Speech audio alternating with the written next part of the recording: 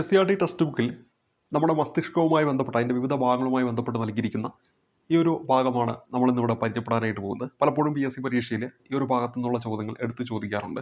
അപ്പോൾ എന്തെല്ലാം കാര്യങ്ങളാണ് ഇവിടെ പറയുന്നത് നമുക്കൊന്ന് പരിശോധിക്കാം.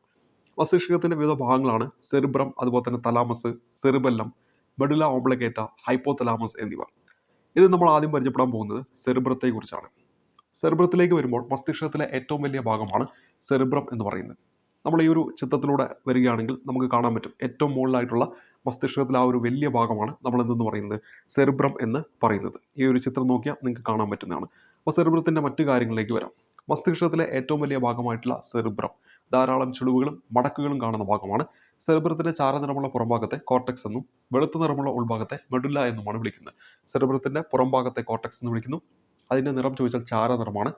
അതേപോലെ തന്നെ ഉൾഭാഗത്തെ മെഡുല്ല എന്നാണ് വിളിക്കുന്നത്. ആ ഒരു ഭാഗത്തിൻ്റെ നിറം ചോദിച്ചാൽ വെളുത്ത നിറമാണ്. ചിന്ത, ബുദ്ധി, ഓർമ്മ, ഭാവന എന്നിവയുടെ കേന്ദ്രമാണ് സെറിബ്രം. ഇന്ദ്രിയാനുഭവങ്ങൾ ഉളവാക്കുന്ന ഭാഗമാണ് സെറിബ്രം എന്ന് പറയുന്നത്. ഐച്ഛിക ചലനങ്ങളെ നിയന്ത്രിക്കുന്ന ഭാഗമാണ് സെറിബ്രം. അപ്പോൾ ഇവിടെ നമ്മൾ പരിചയപ്പെട്ടു മസ്തിഷ്കത്തിൻ്റെ ഏറ്റവും വലിയ ഭാഗം സെറിബ്രം, ധാരാളം ചുളിവുകളും മടക്കുകളും കാണുന്ന ഭാഗം സെറിബ്രം, സെറിബ്രത്തിൻ്റെ ചാരനിറമുള്ള പുറംഭാഗത്തെ കോർട്ടെക്സ് എന്നും വെളുത്ത നിറമുള്ള ഉൾഭാഗത്തെ മെഡുല്ല എന്നും വിളിക്കുന്നു. ചിന്ത, ബുദ്ധി, ഓർമ്മ, ഭാവന എന്നിവയുടെ കേന്ദ്രമാണ് സെറിബ്രം. ഇന്ദ്രിയാനുഭവങ്ങൾ ഉളവാക്കുന്നു സെറിബ്രം, ഐച്ഛിക ചലനങ്ങളെ നിയന്ത്രിക്കുന്നു. ഇനി നമ്മൾ അടുത്ത പരിചയപ്പെടാൻ പോകുന്നത് തലാമസ് എന്ന് പറയുന്ന അടുത്ത ഭാഗമാണ്. സെറിബ്രത്തിന് താഴെയായി കാണപ്പെടുന്ന ഭാഗമാണ് തലാമസ് എന്ന് പറയുന്നത്. ഈ ഒരു ചിത്രം നോക്കിയാൽ നിങ്ങൾക്ക് കാണാൻ പറ്റും സെറിബ്രത്തിന് താഴെയായിട്ടാണ് എന്ത് കാണപ്പെടുന്നത്, തലാമസ് കാണപ്പെടുന്നത്. സെറിബ്രത്തിലേക്കും സെറിബ്രത്തിൽ നിന്നുമുള്ള ആവേഗ പുനഃപ്രസരണ കേന്ദ്രം എന്നറിയപ്പെടുന്ന ഏതാണ്, തലാമസ് ആണെന്ന കാര്യം ഓർത്തിരിക്കുക. സെറിബ്രത്തിലേക്കും സെറിബ്രത്തിൽ നിന്നുമുള്ള ആവേഗ പുനഃപ്രസരണ കേന്ദ്രമാണ് എന്ത്, നമ്മുടെ തലാമസ് എന്നറിയപ്പെടുന്നത്. ഈ തലാമസിനെയാണ് നമ്മൾ റിലേ സ്റ്റേഷൻ എന്നും കൂടെ വിളിക്കുന്നത്.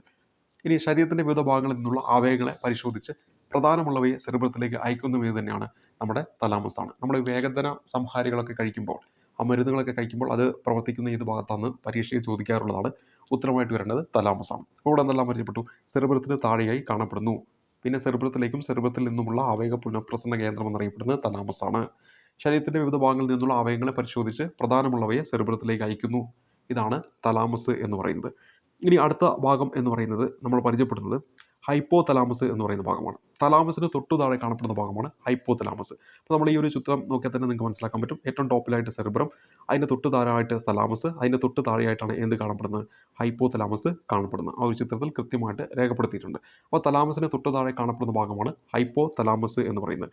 ആന്തര സംസ്ഥിതി പരിപാലനത്തിന് സഹായിക്കുന്ന ഭാഗം ചോദിച്ചാൽ ഉത്തരമായിട്ട് വരേണ്ടത് ഹൈപ്പോ തലാമസാണ്. അപ്പോൾ ഹൈപ്പോ തലാമസിൻ്റെ ഏറ്റവും പ്രധാനപ്പെട്ട ഒരു ധർമ്മമാണ് ആന്തര സംസ്ഥിതി പരിപാലനത്തിന് പ്രധാന പങ്ക് വഹിക്കുന്ന മസ്തിഷ്ക ഭാഗം ചോദിച്ചാൽ ഉത്തരമായിട്ട് വരേണ്ടത് ഹൈപ്പോ തലാമസാണ്. ഇനി നമ്മൾ അടുത്തായിട്ട് പരിചയപ്പെടാൻ പോകുന്നത് സെറിബെല്ലത്തെക്കുറിച്ചാണ്. മസ്തിഷ്കത്തിൻ്റെ രണ്ടാമത്തെ വലിയ ഭാഗം ചോദിച്ചാൽ ഉത്തരമായിട്ട് വരേണ്ടത് സെറിബെല്ലമാണ്. ഈ ഒരു ചിത്രത്തിൽ കൃത്യമായിട്ട് സെറിബെല്ലത്തിൻ്റെ പൊസിഷൻ നമുക്ക് നൽകിയിട്ടുണ്ട്. അപ്പോൾ മസ്തിഷ്കത്തിൻ്റെ രണ്ടാമത്തെ വലിയ ഭാഗം ചോദിച്ചാൽ സെറിബെല്ലമാണ്. സെറിബ്രത്തിന് പിന്നിൽ താഴെ രണ്ട് ദളങ്ങളായി കാണുന്നു. ചിത്രം നോക്കിയാൽ തന്നെ നമുക്ക് മനസ്സിലാക്കാൻ പറ്റും. സെറിബ്രത്തിന് പിന്നിലാണ്, താഴെയാണ് രണ്ട് ദളങ്ങളായിട്ട് കാണപ്പെടുന്നു.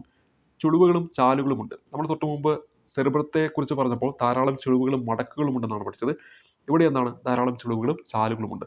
പേശി പ്രവർത്തനങ്ങളെ ഏകോപിച്ച് ശരീര തുലനില പാലിക്കുന്നു. അപ്പോൾ ശരീര തുലനില പാലിക്കുന്ന മസ്തിഷ്ക ഭാഗം ചോദിച്ചാൽ ഉത്തരമായിട്ട് വരുന്നത് സെറിബെല്ലമാണ്. നമ്മൾ പഠിക്കാറുണ്ട് മദ്യം കഴിക്കുമ്പോൾ അത് ബാധിക്കുന്ന മസ്തിഷ്ക ഭാഗം ചോദിച്ചാൽ സെറിബെല്ലമാണ്.